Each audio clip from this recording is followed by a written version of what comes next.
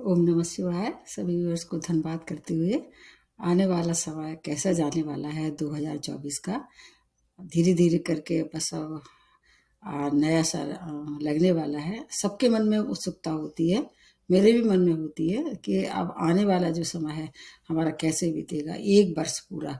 अब उसमें क्या होता है, कुछ चीज़ें आज भी ईश्वर ने अपने हाथ में ली हैं। मतलब कुछ डिपार्टमेंट आज भी आदमी चाहे तो अपने बस में नहीं कर सकता है, लेकिन चूंकि हम सब इंसान हैं और इंसान की एक फितरत होती है हर बात को थोड़ा विवेकपूर्ण तरह से उसका चिंतन करना, मनन करना, और अगर हो सके तो आने वाली परिस्थिति से मुकाबला करने की एक टेंडेंसी केवल मनुष्य में ही होती है। इसलिए अपनी तरफ से हर एक जो एस्ट्रोलॉजर है वो कोशिश करता है। अब अगली जो राशि बनती है वो है कन्या राशि। कन्या राशि का कैसे जाने वाला है 2024 का राशिफल, इसके बारे में बताने के पहले आप लोगों को आने वाले 2024 की बहुत बहुत शुभकामनाएं। ईश्वर करे आप व्यापार में तरक्की करें, आपको सद्बुद्धि मिले, आप हमेशा तरोताजा रहें।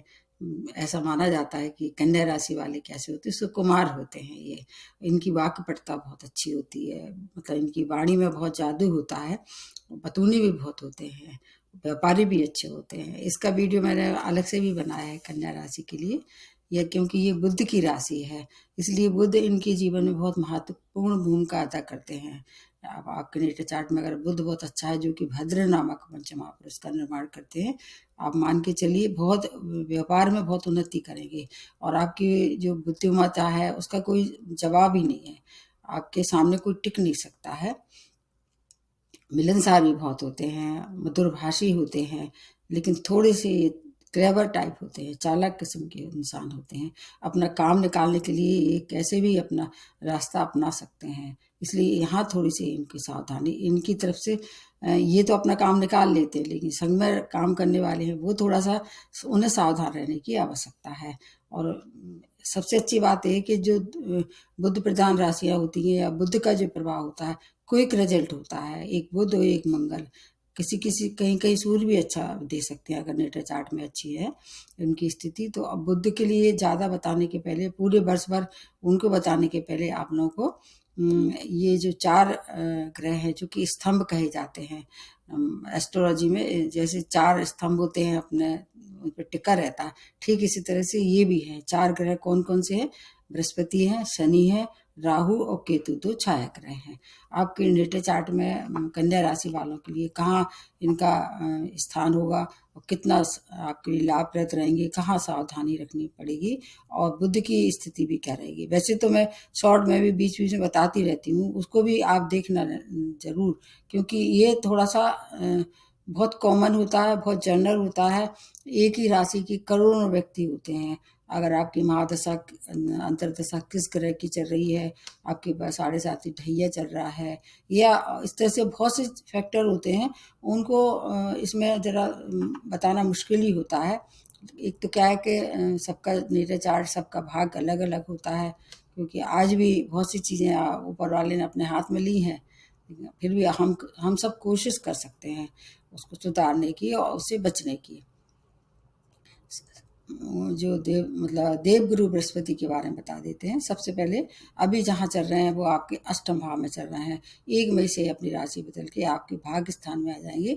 तो अभी का जो समय है लगभग अप्रैल तक का मान के चलिए आप, जनवरी से मई तक का समय थोड़ा सा आपको परेशानी ज़्यादा होती दिखाई दे रही होगी। अब बहुत अच्छा समय नहीं कटा होगा जब भी इन्हें प्रवेश किया होगा, और उसके बाद का समय बहुत अच्छा रहने वाला है। मतलब 1 मई से लेके अगले 13 महीने तक का समय बहुत ज़्यादा फ्रूटफुल रहने वाला है, क्योंकि एक तो ये भाग्यस्थान है, दूसरा क्या है कि इनका कारक भाव भी है ये। हालांकि बुद्ध से इनकी समता है, लेकिन फिर भी आपके लिए समय लास्ट का जो होगा, मतलब अप्रैल से लेके, अप्रैल का लास्ट मान के चलिए, मई से मान के चलिए, मई से लेके अगले 2025 तक का समय बहुत अच्छा रहने वाला है बृहस्पति के दृष्टिकोण से। अब और जो बता देते हैं, शनि आपके लिए बहुत अच्छे हैं। एक तो क्या है, आपके कारक ग्रह भी हैं शनि, एक तो आपके कारक ग्रह शनि है, एक आपके कारक ग्रह शुक्र भी हैं। तो उसका वीडियो में शुक्र का जब पोजीशन कैसी होगी बताऊंगी, लेकिन हाँ अभी शनि के बारे में बता देते हैं। शनि आपके 6 भाव में चल रहे हैं, बेस्ट पोजीशन है आपके, दोहरा लाभ, एक तो कारक ग्रह है, उस ऊपर से इनका जो जो अभी भाव है वो कारक भाव है। कुछ समय के लिए अभी 7.5 ढैया के ही प्रभाव में आप आ गए थे, तो उसको देख के मान के चलते हैं कि अब उसका भी प्रभाव समाप्त हो गया है 4 नवंबर से। ये भाव किसका है? आपके रोग का है, ऋण का है, शत्रु का है, कंपटीशन का है, नौकरी का है। इन सब से चीज़ों से अब आप जैसे ही इन्हें अपनी राशि बदल ली थी 6 भाव में, जब कुंभ राशि में आ गए थे, अभी क्या है बकरी हो गए थे बीच में, अब मार्गी हो गए 4 नवंबर से, और ये अभी तक 29 जून तक मार्गी ही रहने वाले हैं। फिर उसके बाद से फिर जुलाई से मान के चलिए दोबारा जो फिर से हो जाएंगे ये बकरी, उसके लिए मैं दोबारा बताऊंगी। इसमें आप अभी के आप आज में जिए, सकारात्मक सोच के साथ अगर आप आगे बढ़ते हैं तो ऋण, शत्रु और आपके कोर्ट केस वगैरह में अगर कोई फैसले आने वाले थे, और अगर 2025 तक आते हैं, आपके पक्ष में ये सब काम होने वाले हैं। राहु केतु के बारे में बता देते हैं। राहु मीन राशि में चल रहे हैं, आपके सप्तम भाव को प्रभावित कर रहे हैं, और केतु आपके लग्न में ही बैठे हैं। मतलब लग्न का केतु, वैसे तो देखा जाए लग्न में कोई भी पापी ग्रह होता है थोड़ा सा शांत हो जाता है, लेकिन ऐसा माना जाता है कि कोई भी मतलब कोई भी ऐसी चीज़ जो बहुत ज़्यादा कहना चाहिए वैसी होती, दूषित होती है, उसको फिर कितना भी साफ करो थोड़ा सा उसमें मैल रह ही जाता है। केतु वैसे इनका स्वभाव कैसा होता है? मंगल जैसा होता है, और भी ये बुध की राशि में बैठे हैं, तो इस तरह से आपका दोहरा दोहरा फायदा होगा या दोहरा नुकसान भी हो सकता है अगर महादशा अंतर्दशा अच्छे ग्रह की नहीं चल रही, क्योंकि जो भी रिजल्ट देते हैं, कोई देते हैं मंगल और बुध दोनों, और केतु क्या कर देते हैं? थोड़ा सा आपको आइसोलेशन पैदा करते हैं, लेकिन अध्यात्म के लिए, मोक्ष के लिए बहुत अच्छा समय है। इसीलिए आपके लिए एक सेंटेंस ऐसा मेरे मन में आ रहा है, बता दूं कि ये जो साल वो है आपके परमार्थ का है, पुण्य कर्मों का है, और सामाजिक कार्य में अगर आप इन्वॉल्वमेंट रहते हैं किसी भी तरह से, तो ये आपकी मुक्ति मोक्ष का समय भी है इस समय। तो राहु केतु अभी 18 महीने तक ऐसी स्थिति में रहने वाले हैं। आपके इस आधार पे बताने की कोशिश करते हैं क्या क्या। शुरुआत में थोड़ा शॉर्ट में बताऊंगी, उसके बाद फिर बुध की पोजीशन को लेके बताऊंगी। 1 मई से जो है आपका भाग्यवर्धक समय होने वाला है। चारों तरफ से इनकी दृष्टियों का पूरा फायदा होगा। एक दृष्टि जो इनकी लग्न में पड़ेगी, एक दृष्टि आपके 4th भाव में पड़ेगी, एक दृष्टि इनकी कहाँ पड़ेगी? जब ये भाग्य स्थान में आएंगे 5म भाव पे पड़ेगी। तो आत्मबल में वृद्धि, आपका जो व्यक्तित्व काफ़ी कुछ प्रभावशाली हो जाएगा, और भूमि वाहन के सुखों में वृद्धि, आपकी संतान से संबंधित कोई परेशानी थी वो दूर होने वाली है। बहुत सी उपलब्धियां लेके आ रहे हैं 1 वर्ष तक, जब ये आपके भाग्य स्थान में होंगे। और नौकरी में तरक्की, नौकरी में अगर कोई प्रमोशन ड्यू था वो हो सकता है। अगर व्यापारी हैं तो व्यापार में विस्तार कर सकते हैं। आपको अपने गुरु से साक्षात्कार इस समय हो सकता है, क्योंकि जब केंद्र में ऐसे ग्रह आते हैं जो कि विशेष तौर से केतु, तो किसी अच्छे गुरु से आपकी मुलाकात हो सकती है। आत्म साक्षात्कार के लिए समय ये बहुत अच्छा है।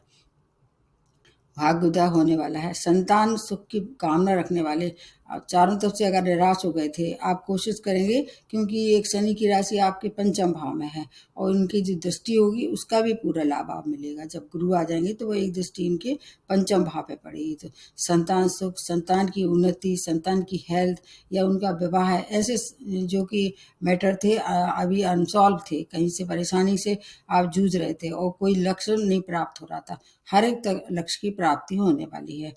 पैतृक संपत्ति का लाभ, जब गुरु अभी आपके 8म भाव में रहेंगे तो आपकी चोट चपेट दुर्घटना के लिए थोड़ी परेशानी जरूर होगी, लेकिन आपके लिए पैतृक संपत्ति का लाभ, धन आगमन, क्योंकि एक दृष्टि जो 2nd भाव पे पड़ेगी तो बैंक बैलेंस में वृद्धि, परिवार के रिश्ते अगर कहीं से खराब हो रहे थे, आप जब तक उसका आप 8म भाव में गुरु है, उनका लाभ आप ले सकते हैं। उसके बाद दूसरी तरह से लाभ मिलेगा। जीवन के कुछ महत्वपूर्ण परिवर्तन जो धर्म से और कर्म से जुड़ के रहेंगे, धर्म कर्म रुचि से आपका जीवन जो है वो कैसा हो जाएगा, लोगों के लिए एक उदाहरण बन सकता है अगर आप कोशिश करेंगे इस दौरान। बहुत से ऐसे परिवर्तन होंगे, जैसे धार्मिक कार्य करेंगे, धार्मिक यात्राएं करेंगे, घर में धार्मिक आयोजन कर सकते हैं। दोनों स्थितियां आपके लिए काफ़ी कुछ सुखद रहने वाली हैं। धर्म कार्य में रुचि के साथ साथ आपका परमार्थ करने का मन होगा, तो आपको हो सकता है किसी सामाजिक संस्था से आप जुड़ें। धर्म कर्म से आपसे जुड़ने से क्या होगा, आपका जो है मुक्ति मोक्ष का द्वार खुलेगा, एक बैकग्राउंड तैयार होगा उस और अगर आपकी रुचि है तो।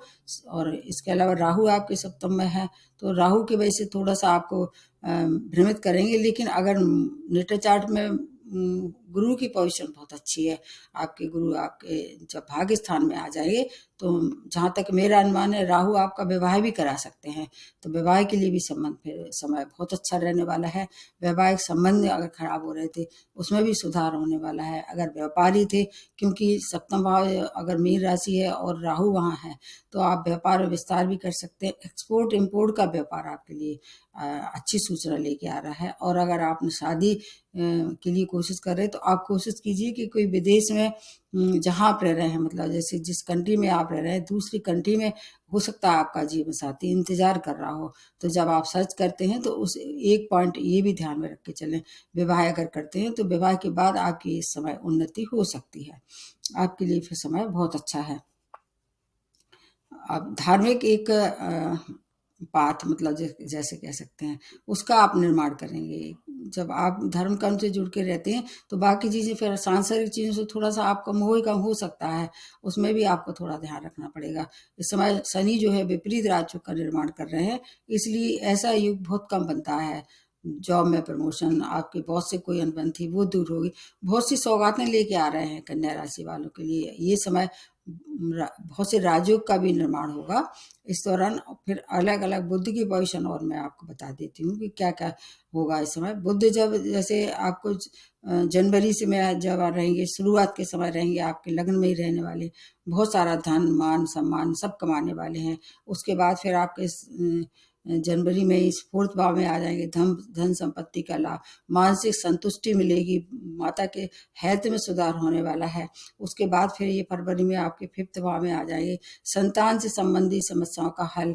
अगर आप शेयर मार्केट का शौक रखते थे उस समय आप शेयर मार्केट से, लॉटरी से बहुत सारा धन भी कमा सकते हैं, मतलब पंचम भाव तक। और इसके बाद आपको 31 मार्च से शुक्र आपकी मतलब उच्च अवस्था में आए, शुक्र की उच्च अवस्था आपको लाभ पहुंचाएगी। और वो किस तरह का लाभ होगा, नीच वन राजयोग का निर्माण होगा, उससे आपको धन संपत्ति मान सम्मान वैवाहिक और वैवाहिक संबंध उसमें सुधार होता दिखाई दे रहा है। धर्म कर्म में रुचि, कर्म और भाग्य का एक अत्यंत अच्छा श्रेष्ठ समय रहने वाला है, चारों तरफ से शुभ समाचार होने वाले हैं आपके लिए। थोड़ा सा आपको समय जो अष्टम भाव में जब ये आएंगे तो थोड़ी सी परेशानी हो सकती है, उसमें आपको चोट चपेट दुर्घटना के शिकार हो सकते हैं। 10 मई से फिर ये बकरी भी हो जाएंगे, उससे भी थोड़ी सी परेशानी हो सकती है आपको। थोड़ा सा बीच में और बता देते हैं टाइम, 2 अप्रैल से लेके 25 अप्रैल तक का समय आपकी बुध की स्थिति अच्छी नहीं रहेगी, इसलिए थोड़ी सी कार्य में रुकावट होने वाली है। उसके बाद का समय फिर आपको काफ़ी अच्छा रहने वाला है। 31 मई के बाद आप स्थिति शुक्र के साथ जब इनकी बनेगी, भाग्योदय होगा, भाग्य से सभी काम जो है रुके हुए वो पूर्ण होने वाले हैं। इसके अलावा एक समय और बता देते हैं, अगर कोई नए काम की शुरुआत आप करना चाह रहे हैं आप नोट कर लीजिए इसमें, जैसे कोई कंपटीशन फेस करना है या व्यापार की शुरुआत करना है या कोई भी ऐसा महत्वपूर्ण कार्य करना है, 1 मई से लेके आप 19 जुलाई तक का समय चुनें, इसको नोट करना होगा। और अगर नहीं नोट कर सकते तो इसको बार बार देख सकते हैं आप। ये समय शुभ तबारा है, जिस काम में भी आप हाथ डालेंगे वो कार्य सफल होगा आपके लिए। फिर समय बाकी समय भी अच्छा है, थोड़ा सा जब अष्टम भाव में आएंगे परेशानी हो सकती है, शेष समय आपके लिए बुध की स्थिति बहुत अच्छी रहने वाली है। और कुछ कुछ चीज़ें और बता देते हैं, जैसे मैंने बताया शत्रु परास्त हुए, कंपटीशन में आपको अगर कोई परेशानी थी, संशय था, मतलब परेशानी क्या, आपको लग रहा था कि पता नहीं सक्सेस होते हैं कि नहीं उसमें, तो सक्सेसफुल समय होने वाला है। शनि आपको चारों तरफ से जो आप चाहेंगे वो आपको देंगे। अब जब वो बकरी हो जाएंगे उसका वीडियो मैं आपको दोबारा बताऊंगी, क्योंकि थोड़ा सा फिर इनके प्रभाव में भिन्नता आने वाली है। बकरी समय थोड़ा सा परेशानी सबके लिए लेके आता है, आपके तो फिर कारक ग्रह हैं, इसलिए आपको थोड़ा शुभता में कमी हो जाएगी। अगर ऋण में आप कहीं से आप परेशान थे, ऋण आप चुकता नहीं कर पा रहे थे, वो चुकता हो जाएगा। शनि की अगर महादशा अंतर्दशा चल रही है बहुत सारे लाभ मिलेंगे। और अगर बकरी शनि है थोड़ा सा सावधानी रखें, केतु जो है आपके कार्य क्षेत्र में नए आइडिया देंगे। राहु जो है उसको आगे फॉलो करने वाले हैं। अगर आपके नेटर चार्ट में बृहस्पति की स्थिति अच्छी है तो संतान की उन्नति भी हो सकती है। चारों तरफ से व्यापार में लाभ हो सकता है। कोर्ट केस में आपको तरफ फैसला हो सकता है। ये जो समय मैंने बताया उसको ध्यान रख लें और फिर आगे बढ़ें। और इस समय आपको सबसे ज़्यादा ध्यान उन चीज़ों पे देना है जो परमार्थ की चीज़ें होती हैं, पुण्य कर्म होते हैं। जैसे आपको अगर जैसे इंडिया में रह रहे हैं कोई परेशानी नहीं है, जेन्युइन जगह देख लें, वहाँ थोड़ा सा अपना दान पुण्य करते रहें। आपका निश्चित रूप से भला करने वाले हैं ये गुरु।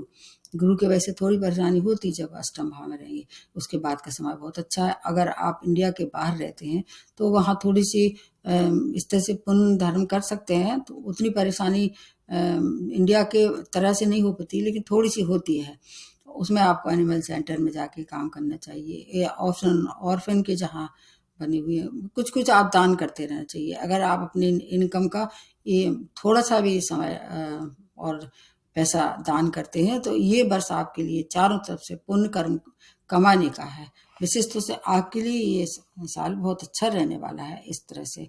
और जो मैंने समय बताया उसको नोट करें और समय समय से इनको देखते रहें। एक वीडियो मैंने और बनाया है शादी के लिए, अगर जो लोग इच्छुक हैं और 2024 उनके लिए शादी कराने के लिए आया है कि नहीं, उसका वीडियो मैंने बनाया है, आप देख लीजिए। उसमें 8 राशियों का उल्लेख किया है। आपकी राशि अगर उसमें शामिल होती है तो ये आपके लिए एक नई खुशखबरी भी हो सकती है। तो एक बार पुनः 2024 की मंगल कामना करते हुए नमस्ते और धन्यवाद।